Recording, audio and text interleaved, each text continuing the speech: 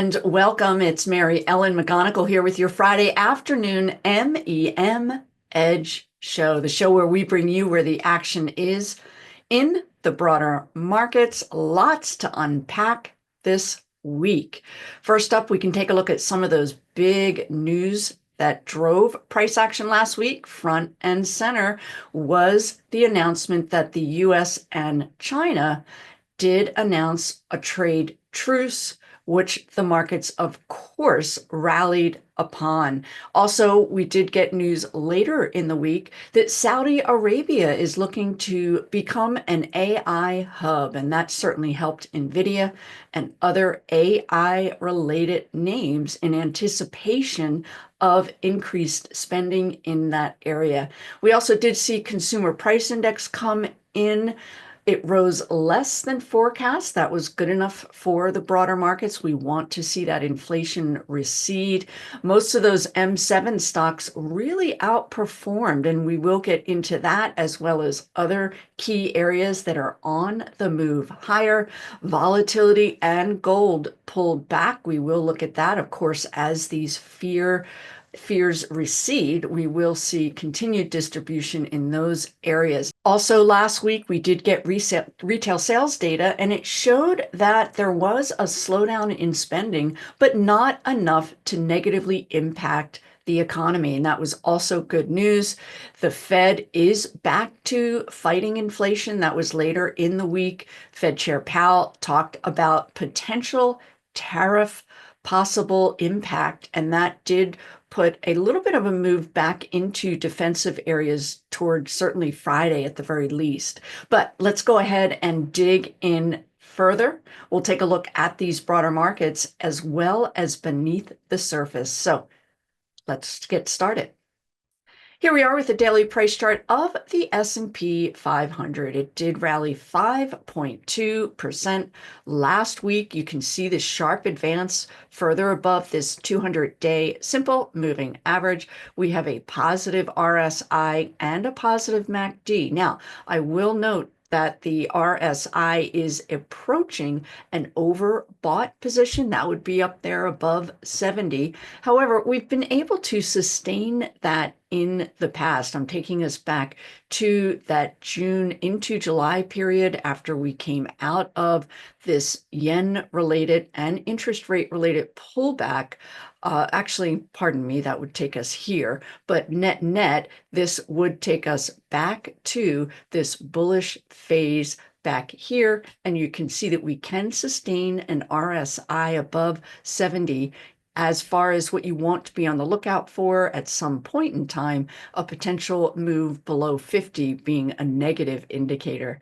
So from here, let's take a look at another metric that I've been very closely watching and alerting subscribers to my twice weekly MEM Edge report, and that is paying attention to the percent of stocks in the S&P 500 that are above their 50-day moving average. Now, it's not as compelling at this point in time because 79% of stocks are now back above their 50-day. Back here is when it was really compelling as far as the increased number, the broadening out of participation, providing further confidence in the fact that this market could extend and move higher. Now, also of note, I will share with you as far as being above their 50-day, there are still a number of names that have not quite broken back above their 200-day, and they could be interesting. We'll go ahead and toward the end of today's show, I will share with you how you can screen for that and some of the names that are looking interesting as they are not quite as stretched. Also from here, let's go ahead beyond the S&P 500 and take a look at these underlying sectors, those 11 sectors beneath the S&P 500. 2-month daily price chart view, and it's sorted by that relative strength indicator, sorted in descending order. So up here at the forefront are your relatively stronger areas. Here we have the S&P 500. Again, these are relatively coming in ahead of that index. And Quite simply, we can see that it is economically sensitive areas that are outperforming. Makes perfect sense. Tariff relief, we are continuing to see consumer spending, so hence a potentially expanding economy. So XLI up here at the forefront. And technology. Now, this is going to be cyclical because of those semiconductors, and then also software stocks are very much impacted by the overall economy relative to spending in those areas. Consumer discretionary, of course, that is going to be areas such as retail. And we did see a couple of those M7 names really give this index, this sector a boost as well. But sitting up here at the forefront, and then XLC, Communication Services, we're going to take a look at a name in that group later as we move through. I did get a nice boost today on an analyst upgrade. And then also, of course, you want to be aware of these weaker areas. Now, let's take a look at consumer staples. I do find this interesting in the sense that it is down in that lower quartile. You can see as growth stocks, AI-related names came into favor, we did see staples pull back. However, into the close of this week, I talked about inflation fears and otherwise, we did see a nice rally. Now, for me, this does signal or highlight the fact that it does help to be diversified. I would not in any way overweight staples, but if you do own some of these names, they can buffer you in times of potential volatility. Also down here in the lower quartile, healthcare, which has gotten clobbered. We did see a move back into some of these bigger pharmaceutical names, as well as insurance managed care stocks. So we are seeing a bit of a downtrend reversal, not quite ready for prime time yet. This is a group that has a number of hurdles that could potentially keep this area depressed. So it is one of the weakest sectors. Now, let's take a look at a generally defensive area of the markets and note that it is on the cusp. And in fact, today it did break out of a very lengthy base. Now, I will tell you that has everything to do with AI-related names. Let's take a look at a couple of them that are bellwether in this space. Constellation Energy, one of the bigger providers for those data center electricity and energy needs. Also, VST, Vistra, comes to mind. And you can see that it did have a nice rally day following that positive news relating to those tariffs. From here, let's go ahead beneath those surface of those sectors and take a look at some of these industry groups. Again, 2-month daily price chart view, sorted by relative strength. And I talked about these cyclicals up here at the forefront. XRT, that is that retail ETF, up 8.8%. Now, we are starting to see these retailers begin to release their earnings. We're going to get more heavyweight names next week with Home Depot and Lowe's. Target due to report, but we can see that the group overall was one of the biggest gainers on that tariff news because, of course, a lot of these retailers do import from China. So positive news here. And this is the area where you will see names that are just beginning to move back above that 200-day simple moving average, unlike other areas such as, we can take a look here at the semiconductor, also just now getting back above potentially that 200-day simple moving average. Both retailers and semis were the hardest hit industry groups in this bear market period.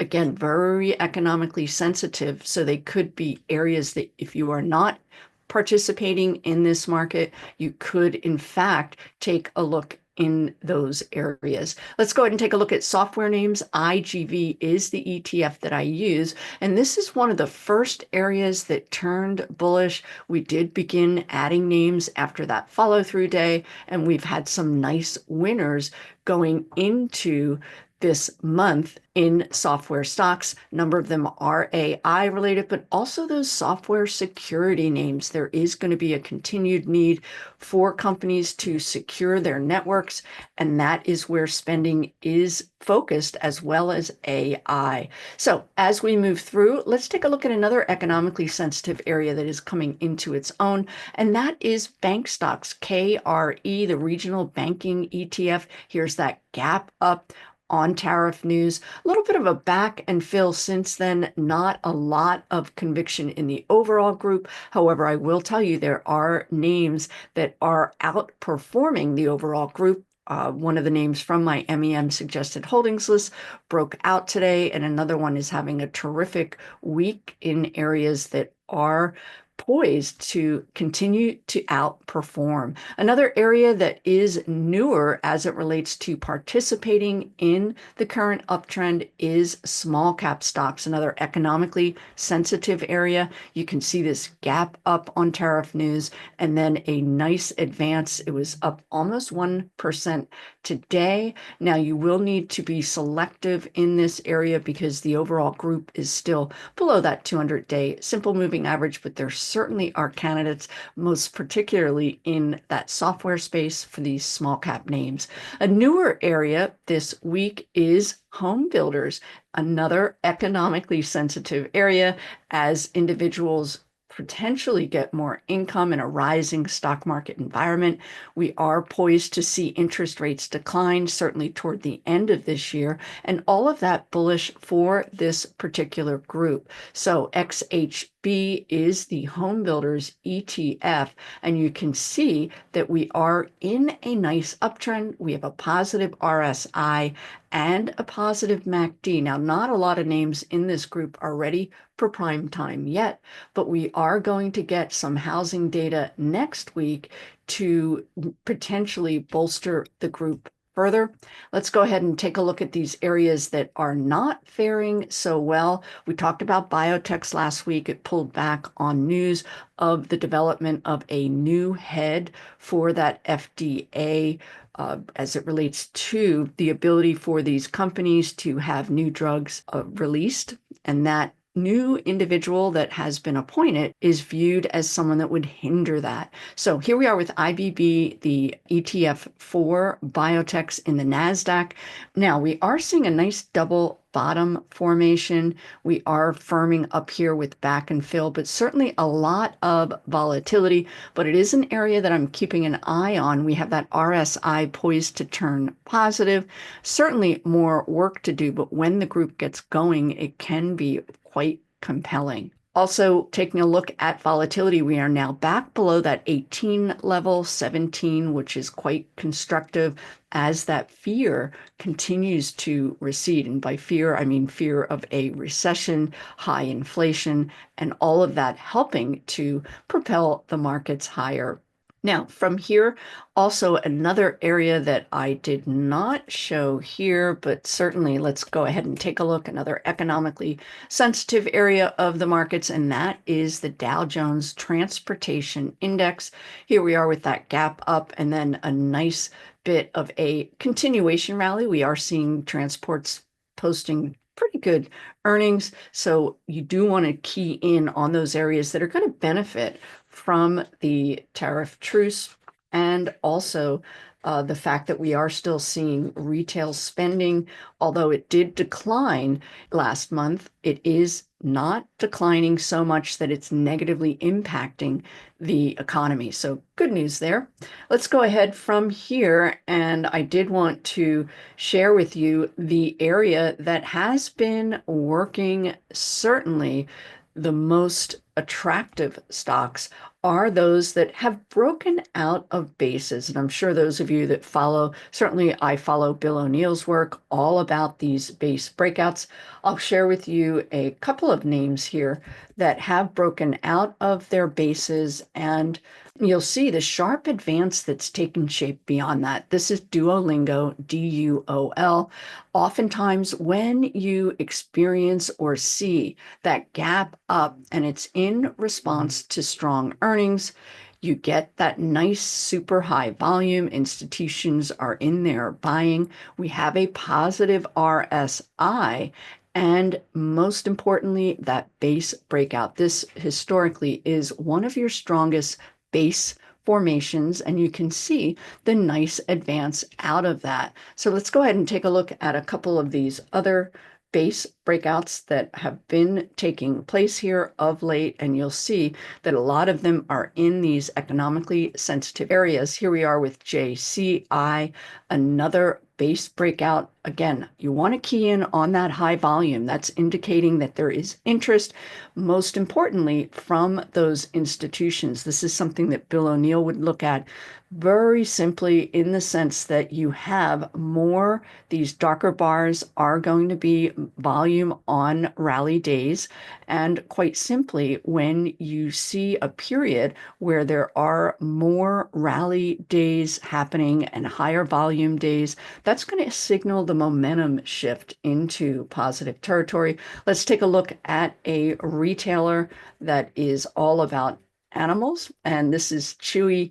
This I'm pointing out because what I will do here is go ahead and annotate this chart and share with you that despite the fact that it has had an extensive, nice move, we are still relatively early in that base breakout period here. And we also have a MACD that has more runway or more room to run higher. Now, when you're looking at these names, you do want to also take a look at that weekly chart. Does the stock look compelling on that longer term view? And by compelling, I mean that we are not yet in an overbought position. And here again is that base breakout that just recently took place. We can also see that MACD black line up through the red. Now, ideally, we will want to see a little bit more volume, but net, it's setting up really quite nicely. A lot of individuals that have gotten pets, certainly during that COVID period, are clearly spending. CHWY has finally come into its own. I can share with you a monthly chart here, and you'll see that this is that COVID period when a lot of individuals were getting dogs and cats and so forth. And then it faltered, a lot having to do with delivery fees and so on. But they do seem to be getting their mojo back. So that is certainly good news for that name. We'll take a look at a couple other of these base breakouts. And also with CHWY, I did want to highlight that they're not due to report their earnings for another month. So we do have another possible reason for the stock to continue to advance. Uber, another base breakout on earnings, a little more advanced here. But what I did want to highlight, if you look at that weekly chart on Uber, you will see that a longer term base breakout just took shape. The company is continuing to pivot as far as new revenue streams. And here we are with a couple of characteristics. We can see this nice double bottom formation. And when looking at this longer term chart, it is just this week that we broke out of a multi-month base breakout. We're still quite early here with that MACD. And then also likewise with that RSI. Let's see if I can mark this up here and share with you what I'm seeing with that MACD still moving higher from a relatively low base, and likewise with that RSI. So that's what you will want to be on the lookout for. But again, base breakouts are certainly the place to be. Also moving the markets of late are analyst upgrades, and we are still in earnings season, albeit the tail end, but we certainly have some bigger names due to report. But I wanted to highlight a couple of names that did see upgrades to their outlook. They're not quite ready for prime time yet. This is Caterpillar, CAT. Again, it's going to be very much impacted by global growth, which is in an uptrend. And we can see that the stock is just sitting here at that 200-day simple moving average. They did receive an upgrade this week, but more importantly, the reason for the upgrade is due to tariff relief. So on the lookout for that, as analysts continue to deep dive into these markets, you will want to be tuned in to those companies that were being held back due to tariff fears. And then we're beginning to see those upgrades. PNR is another company all about those imports being potentially a lot higher and holding the stock back. They did get an upgrade today, so you can see that nice base breakout there with that particular stock. And then from here, I did want to share with you some of the M7 stocks. So what I will go ahead and do is share with you a view. I did talk about one of the names in that group that had a nice pop today, and that is going to be all about an analyst upgrade. And here we are with that group. What I will go ahead and do from here is take a look at what's called that candle glance view. That's going to be that 2-month daily price chart view sorted by that relative strength. And we can see up here at the forefront Microsoft. Now, Microsoft did not have an exceptional week last week. It was up only 3.2, but that percent relative to the broader markets up 5%, the NASDAQ up 7%, but it is still very much in an uptrend. And it certainly was one of the first names out of the gate, this gap up due to positive earnings and a nice continuation rally. We did see a bit of a move back into some of those laggard names this week. One of them, I would argue, was Netflix. The stock did falter just a bit here because a lot of this, or part of this advance back here in April, was the fact that Netflix was really protected from those tariffs. It's a streaming media company. But since then, we did get a nice advance on analyst upgrade. You can see this nice formation here, this base breakout on Thursday. So looking quite compelling. I talked about Saudi Arabia, NVIDIA, a big beneficiary of that. And we are certainly back above that 200-day simple moving average. And we can see that that MACD is up there in positive territory with further upside potential. Moving through, you do want to be aware that Apple has been a laggard, and we can see this downward trending 50-day simple moving average, just creating a downward trending overall chart. So if you do own Apple, you will want to reassess it and perhaps upgrade. Tesla, big winner among those M7s, up 17% this week, a lot having to do with autonomous vehicle regulations being pulled back. There is a desire to push that through, and you can see this gap up into a nice uptrend.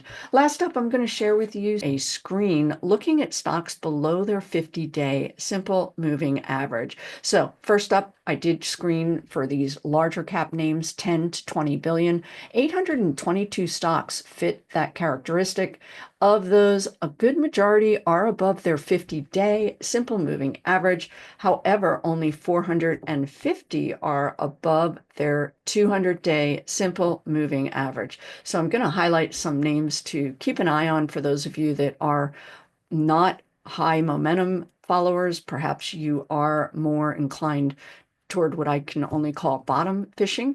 So here we are with Packer PCAR. You can see this gap up on the tariff news and a nice continuation rally. Most important for me is that MACD got into positive territory, likewise with that RSI. So this could potentially be your next roadblock, but it is on the move higher. LOW due to report their earnings next week, another downtrend reversal attempt with that MACD now getting into positive territory. We can take a look at Adobe. Now, I did talk about IGV really being a winner. This is that overall tech software ETF, but I'm going to share with you Adobe. Now, that has been a laggard. You will want to keep that in mind. For my work, I am going to be more attracted to those winners and ride those winning stocks. But Adobe is attempting to reverse its downtrend.